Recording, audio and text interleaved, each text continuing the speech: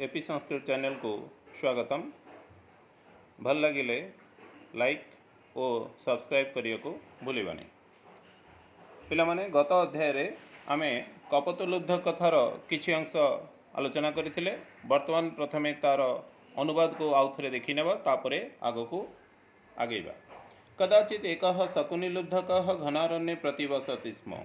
कौनसी एक समय गोटे पक्षी शिकारी घंच जंगल में बास करुथिला। स अत्यंतम रुक्ष पापश्च, से अत्यंत रुक्ष और पापी थिला। तस्य पाप हेतु न कश्चित् तस्य सुहृत् न कश्चित् तस्य संबंधी च। तार पाप हेतु केही हेले तार बंधु बा केही हेले तार संपर्कीय रहिले नहीं। स पतंगान हत्वा तेषां विक्रयं करोति। से पक्षी मानकु मारी सेमानंकर बिक्री करे। एवं विमूढ़स्य तस्य कदापि जीवे दया नाभवत न च धर्मबुद्धि समुदिता। एभली विशेष भाव में मूर्ख पलटि जाइथिबा तार कौन समय भी जीव मानक प्रति दयाभाव रहिला नहीं ओ धर्मबुद्धि सृष्टि हैला नहीं। एकदा स निष्ठुर व्याध एकम कपोतीम धृत्वा पिंजराबद्धां कृत्वा स्थापयामास। थरे से ही निष्ठुर शिकारी गोटे कपोती को धरी पिंजर रे बांधी करी रखिला। तदा तस्मिन् वने बात संभ्रम अभवत। सेतेबेले सेही वनरे बात्या हैला। आकाशं मेघाच्छन्नं वृक्षाः उत्पाटिता धारापातेन वसुंधरा क्षणेन सलिलपूर्ण अभूत्। आकाश मेघ आच्छादित होईगला, गछगुड़िक उपुड़ीगला। धारावृष्टि द्वारा पृथ्वी मुहूर्तक मध्य जल परिपूर्ण होईगला। मृगाः सिंहाः वराः सर्वे भयार्ताः क्षुधार्ताः वने भ्रमन्ति स्म।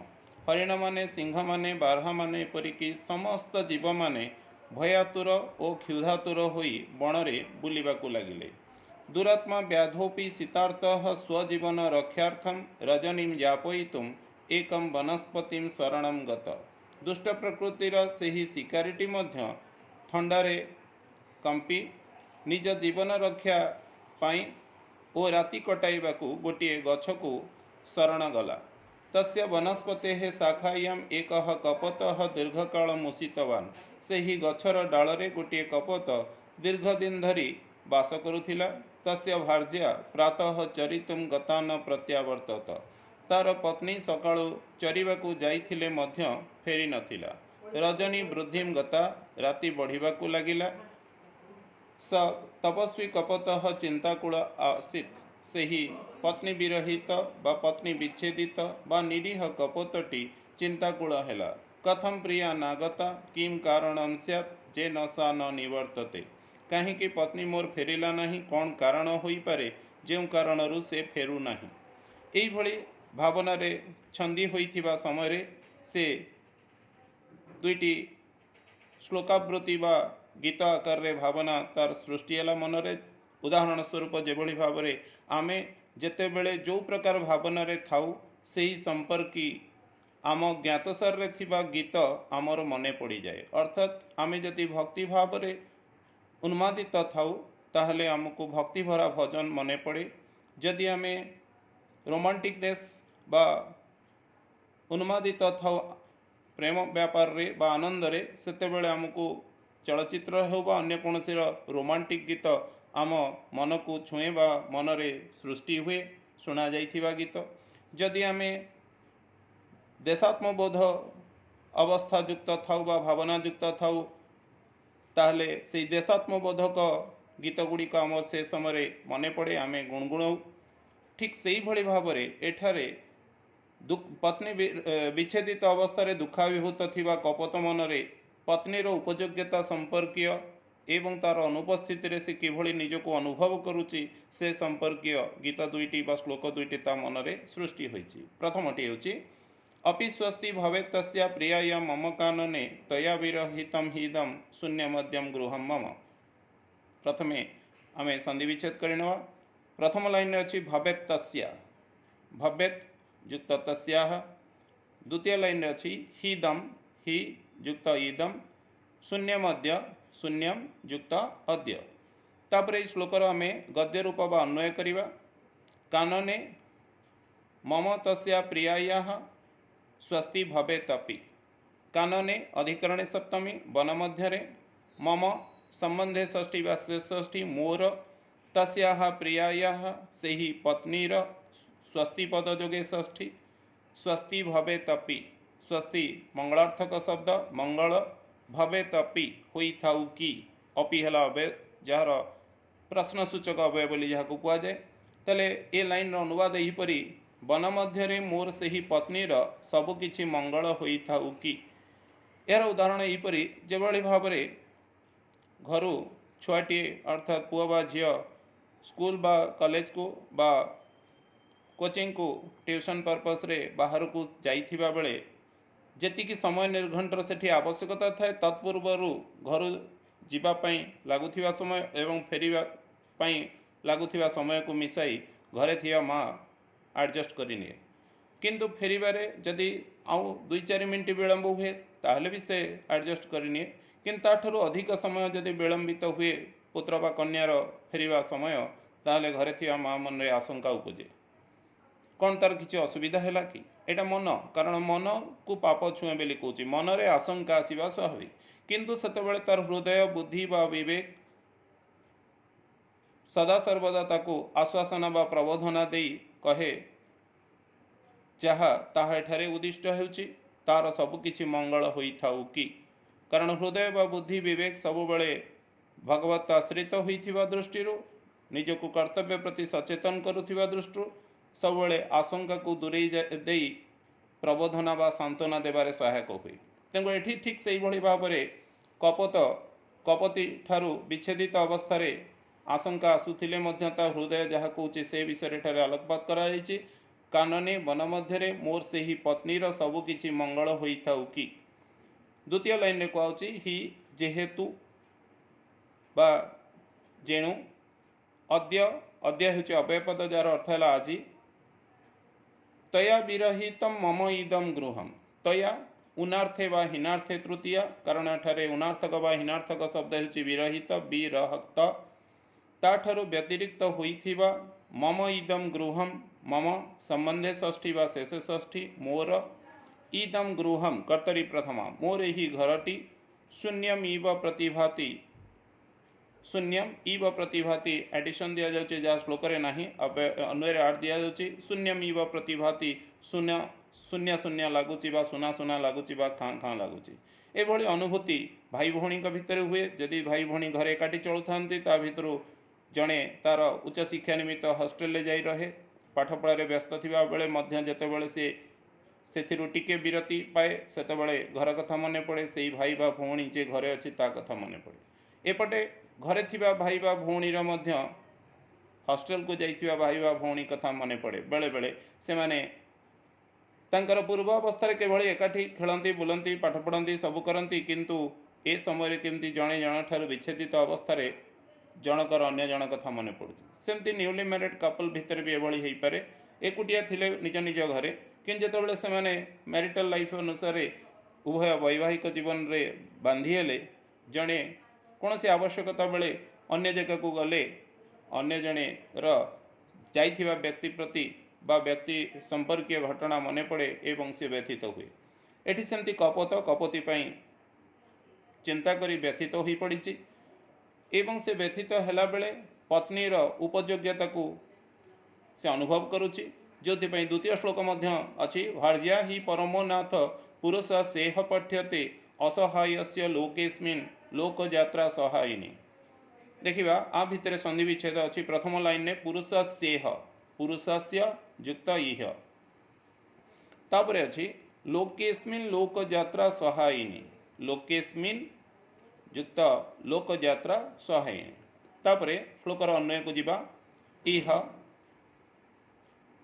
भार्या ही पर असहायस्य पुरुषस्य कृते भार्या ही परमनाथ इति पठ्यते जतः अस्मिन् लोके सा लोकयात्रा सहायिनी इव अस्ति तेले अर्थ को जीवा इह अव्यय शब्द जार अर्थ है एठारे एठी हब यही संसार रे बा यही दुनिया रे भार्या ही परमनाथ भार्या ही जदि आगे जेहेतु बा जेणु अर्थ जीव जदि मझिरे रहिबो निश्चयार्थक अव्यय भाव में व्यवहृत हेबो मातृकृपा ही केवलम न्याय तले भार्या ही पत्नी ही परमो नाथ मीन्स श्रेष्ठ नाथ एठी नाथर अर्थ होची ସାହାଯ୍ୟକାରୀ। ନାଥ ସ୍ୱାମୀ ହେଇପାରନ୍ତି, କିନ୍ତୁ ଜଗତର ନାଥ ତ ସମସ୍ତଙ୍କର ନାଥ, ଅର୍ଥାତ୍ ସମସ୍ତଙ୍କ ପାଇଁ ସାହାଯ୍ୟକାରୀ।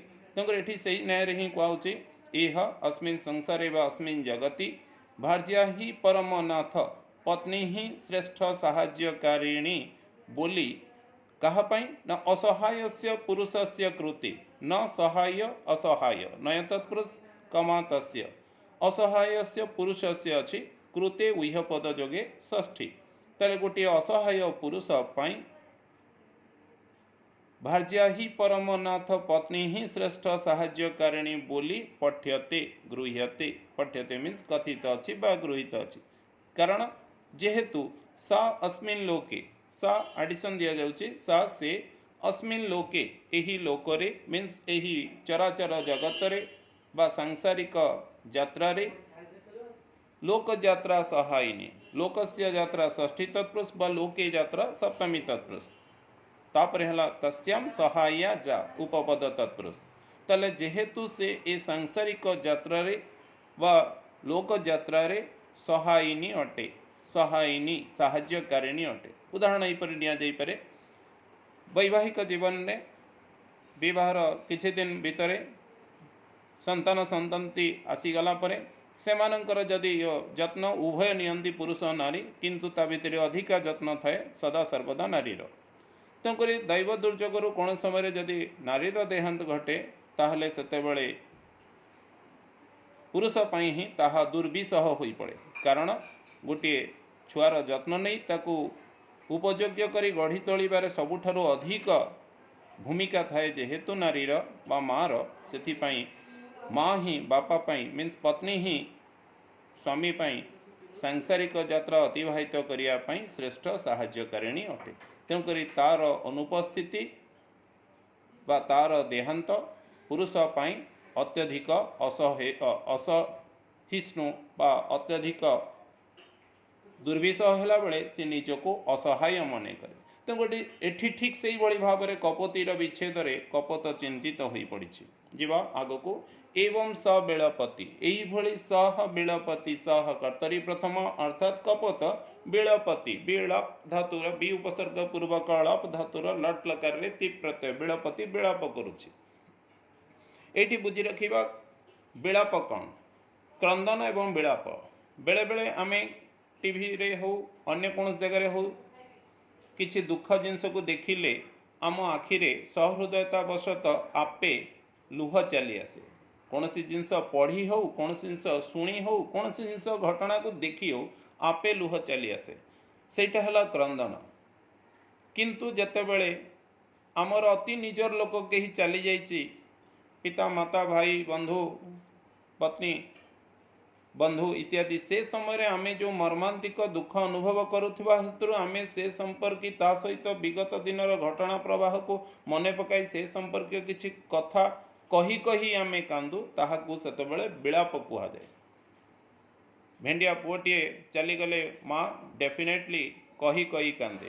ଟିନ୍ ଏଜ୍ରେ ଝିଅଟିଏକୁ ଯଦି ବାହା କରି ଦିଆଯାଏ ସେତେବେଳେ ସେ କହି କହି କିଛି କାନ୍ଦେ, କିନ୍ତୁ ଲାଟର ପାର୍ଟ ଅଫ୍ ଏଜ୍ରେ ଝିଅଟି ମାତ୍ର କାନ୍ଦେ ଲୋକେ ବୋଲିବେ କ'ଣ ନ୍ୟାୟକୁ ଜଗିବା ପାଇଁ। କିନ୍ତୁ ଆମେ ସହୃଦୟତାବଶତଃ ଅନେକ ପରିସ୍ଥିତିରେ ଅନ୍ୟର ଦୁଃଖରେ ବି ପର ଦୁଃଖା ଦୁଃଖୀ ହେଇ ଆମେ କାନ୍ଦୁ, ସେଇଟା ହେଲା କେବଳ ମାତ୍ର କ୍ରନ୍ଦନ। ଗୋଟେ ଭୁଲ କରିଛେ, ଆମକୁ ପନିସମେଣ୍ଟ ମିଳିଛି, ସେ ପନିସମେଣ୍ଟଟା ସହ୍ୟ ମାନେ ସହନଯୋଗ୍ୟ, ସେତେବେଳେ ଆମେ କାନ୍ଦୁଛେ, କିଛି କହିବାକୁ ନାହିଁ ଏବଂ ସହିପାରୁଛେ। କିନ୍ତୁ ଯଦି ପନିସମେଣ୍ଟଟା ଅଧିକ ହୋଇଗଲା ବା ଭୁଲଟା ଅନ୍ୟ କିଏ କରିଛି ଆମକୁ ଦଣ୍ଡ ମିଳିଗଲା, ସେତେବେଳେ ଆମେ ସେଇ କାନ୍ଦିବା ଭିତରେ ବି ଅଭିଯୋଗ ଉକ୍ତିକୁ କହୁ ବା ଆଉ କରିବିନି ଭୁଲ ହେଇଯାଇଛି ଏ ଉକ୍ତିକୁ କହୁ। ତେଣୁକରି ଉକ୍ତିଯୁକ୍ତ କ୍ରନ୍ଦନ ହେଲା ବିଳାପ। ସାଧାରଣ ଭାବରେ କେବଳ ମାତ୍ର ଆଖିରୁ ଲୁହ ଗଡ଼େଇ କାନ୍ଦିବା ହେଉଛି କ୍ରନ୍ଦନ। ତାହେଲେ ଏଠାରେ କପୋତ କହି କହି କାନ୍ଦୁଥିଲା। ତଦା ପିଞ୍ଜରାବଦ୍ଧା ତସ୍ୟ ଭାର୍ଯ୍ୟା ତସ୍ୟ ବଚନମ୍ ଅଶୃଣୋତ୍, ସେତେବେଳେ ପିଞ୍ଜରେଣ ଆବଦ୍ଧା ପିଞ୍ଜରାବଦ୍ଧା ତୃତୀୟ ତତ୍ପୁରୁଷ, ପିଞ୍ଜରରେ ବାନ୍ଧି ହୋଇ ରହିଥିବା ତସ୍ୟ ଭାର୍ଯ୍ୟା, ତସ୍ୟ ସମ୍ବନ୍ଧେ ଷଷ୍ଠୀ ବା ଶେଷ ଷଷ୍ଠୀ, ଭାର୍ଯ୍ୟା ପତ୍ନୀ କର୍ତ୍ତରୀ ପ୍ରଥମା, ତସ୍ୟ ବଚନମ୍ ଅଶୃଣୋତ୍, ତସ୍ୟ ସମ୍ବନ୍ଧେ ଷଷ୍ଠୀ, ବଚନମ୍ କର୍ମଣି ଦ୍ୱିତୀୟ ବଚନକୁ କଥାକୁ ଅଶୃଣୋତ୍ ଶ୍ରୁ ଧାତୁ ଲଙ୍ଗ ଲକାର ଶୃଣୁ ଥିଲା। କାରଣ ଯେଉଁ ଗଛର तले व्याधर पंजुरी रे बांधी होई रहितिला कपोती सेही गछर उपरे कपोत वास करुଥିଲା। तो तले पिंजर रे बांधी होइतिवा कपोती जेतेले सुनिला भर्तारम दुखितम ज्ञात्वा कपोती भृशम दुखिता। भर्तारम स्वामी को भर्तृ शब्दर द्वितीय दातृ शब्दर द्वितीय पड़ी होइछि। भर्तारम पत्नी को सॉरी स्वामी को कर्मणि द्वितीय दुखितम ज्ञात्वा दुख धातु त प्रत्यय दुखित थिबार ज्ञात्वा ज्ञात्वाच ज्ञा धातु रे त्वच प्रत्यय ज्ञात्वा जणी कपोती कर्तरी प्रथमा भृशम दुखिता भृशम अभय शब्द जार अर्थ हेउछि अतीव वा अत्यंत दुखिता दुख त टफ स्वामी को दुखित थिबार जानी से कपोती भृशम दुखिता अतिमात्रे दुखित हो पड़ला बा भांगी पड़ला। किंतु अन्य पक्षरे भर्तुः प्रीतिम विलोक्य भर्तृ शब्द से षष्ठी भर्तुः स्वामींकर प्रीतिम विलोक्य प्री धातु तीन प्रत्यय प्रीति कमाताम कर्मणि द्वितीय हब प्रीति को बा स्नेह को कहा प्रति ता प्रति थिबा स्नेह को विलोक्य देखी सा आत्मान कृतकृत्यम अमन्यत सा कर्तरी प्रथमा आत्मान निजको कृतकृत्यम अमन्यत कृतम कृत्यम जया सा कमाताम बोबरी समास सकाण व्यक्ति कर्मणि द्वितीय धन्य धन्य अमन्यत मन धातु लंग लकार अमन्यत मने कला। अथ सा अब्रवीत अथ यहाँ परे सा अब्रवीत से कर्तरी प्रथमा अब्रवीत ब्रू धातु लंग लकार ब्रू धातुर अर्थ है कहवा तले अब्रवीत कहला हे कांत शकुनी लुब्धक अद्य तव वासम समाश्रित आम आगुरी जानीचे शकुनी नाम लुब्धक षष्ठी तत्पुरुष समास सकाण व्यक्ति हब कर्तरी प्रथमा अद्य तव वासम समाश्रित अद्य आजि तब वासम समाश्रित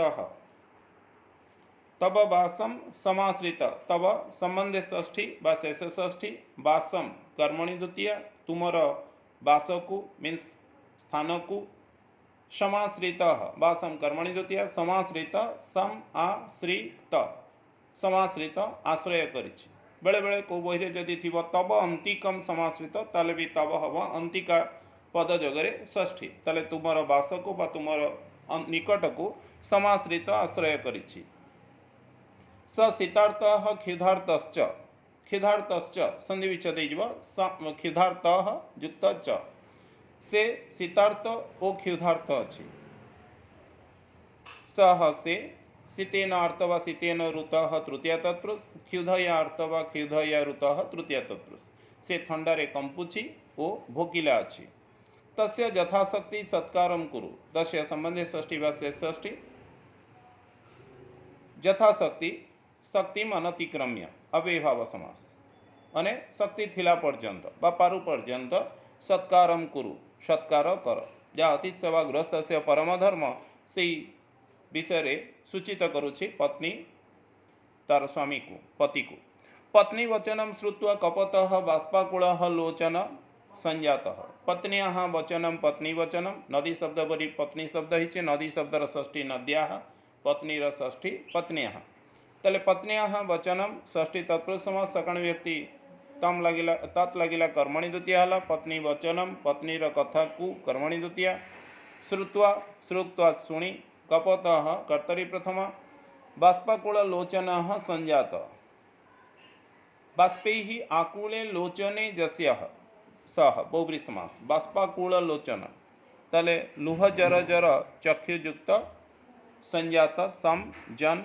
त संजात होईगला सह कपोत पक्षीजीवीनम अपकारिणम अपि जत्नेन पूजयामास सह कपोत कर्तरी प्रथमा पक्षीजीवीनम अपकारिणम पक्षी भी जीवती इति पक्षीजीवी उपपद तत्पुरुष कमातम है पक्षीजीवीनम गुणीन शब्द भली गुणीन शब्दर द्वितीय जेपरी गुणीनम पक्षीजीवी रहला पक्षीजीवीनम पक्षी माध्यम जीविका निर्वाह करुवा बा बंचुवा द्वितीय पद होची अपकारिणम अपकारम करोति इति अपकारी उपपद तत्पुरुष पुनर्बार गुणीन शब्द भली गुणीनम परी अपकारी रही अपकारिणम किंतु एठारे अपकारिणम शब्द आगक जीव कारण यह विशेषण शब्द पक्षीजीवीनम सह कपतः कर्तरी प्रथमा अपकारिणम पक्षीजीवीनम अपि अपकारी पक्षी शिकारीटी को बा पक्षीजीवी को अपि मध्य जत्नेन पूजयामास जत्नेन प्रकृत्यादिभ्य तृतीय जत्न सहकारे बा जत्नपूर्वक पूजयामास पूज धातुर लिट लकार अर्थरे मास प्रत्यय पूजयामास पूजा कला बा सत्कार कला। तस्य सत्कारार्थम प्रणयेन स उवाच तस्य संबंधे षष्ठी वा षष्ठी सत्कारार्थम सत्काराय इदम सत्कारार्थम नित्य समास तार सत्कार निमित्त प्रणयेन स उवाच प्रनि अच प्रणय कमा तेन प्रणयेन श्रद्धा सहकारे बड़ा श्रद्धापूर्वक तेणुकरी सहार्थे तृतीया हम सह उह्यपद जोगे तृतीया प्रणयर सह श्रद्धार सह स उवाच स कर्तरी प्रथमा उवाच बच लिट कहला। ताले सत्कार करने को गला बेले कपत व्याधर मने मने कौन कहूँ कौन ता कनसाइंस बा ता बुद्धि ताकू शिक्षा दौची शरणागत कर्तव्यम आतिथ्य मिहजत्नतः पंचयज्ञ प्रवृत्तेन गृहस्थेन विशेषतः। प्रथमे संधि विच्छेद देखि नवा कर्तव्यम आतिथ्यम इह कर्तव्यम युक्त आतिथ्यम युक्त इह तापरे अन्य ए श्लोकर यहीपरि हेब इह पंचयज्ञ प्रवृत्तेन गृहस्थेन शरणागतस्य आतिथ्यम विशेषतः यत्नतः कर्तव्यम। यार अनुवाद यहीपरि इह एठारे अस्मिन् जगति वा अस्मिन् संसारे ए संसार रे पंचयज्ञ प्रवृत्तेन गृहस्थेन पंचयज्ञानां समाहार पंचयज्ञ समाहार द्विगु समास बा पंचयज्ञ कर्मधारय समास तेषु प्रवृत्तः जह सह कमातेन बा डायरेक्ट कले पंचयज्ञेषु प्रवृत्तः जह सह कमातेन बहुब्रीहि समास सकाण व्यक्ति अनुक्ते कर्तरी तृतीया। ये विशेषण शब्द विशेष्य शब्द किए न गृहस्थेन गृहे तिष्ठतीति कमातेन उपपद तत्पुरुष तले यह अस्मिन् संसारे व अस्मिन् जगति पंचयज्ञ प्रवृत्तेन गृहस्थेन पंचयज्ञ सदा निजको प्रवृत्त व संलग्न व संपृक्त रखिति व गृहस्थ द्वारा